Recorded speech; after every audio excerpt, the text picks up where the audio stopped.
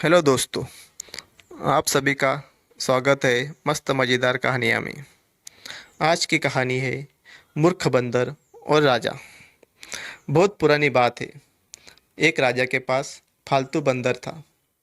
राजा उस बंदर पर बहुत विश्वास करता था क्योंकि वह बंदर राजा का भक्त था। बंदर राजा की पूरे मन से सेवा करता था, लेकिन बंदर बिल्कुल मूर्ख था।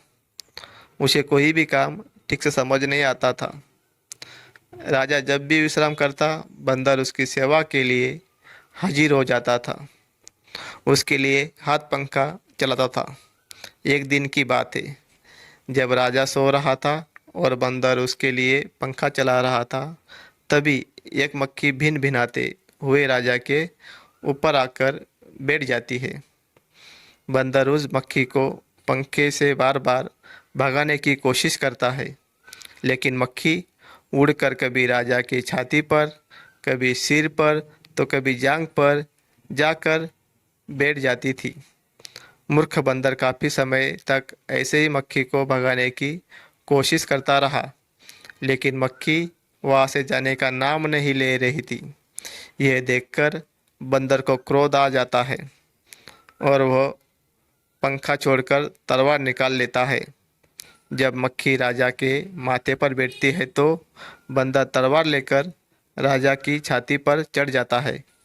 यह देखकर राजा काफ़ी डर जाता है। फिर मक्खी माथे से उड़ जाती है तो बंदर उसे मारने के लिए हवा में तलवार चलाता है। उसके बाद मक्खी राजा के सिर पर जाकर बैठ जाती है तो बंदर के तलवार से राजा का बाल कट जाता है, और जब मुझ पर बैठती है तो मुझ कट जाती है। ये देख राजा कमरे से जान बचाकर भागता है और बंदर तलवार लेकर उसके पीछे भागता है।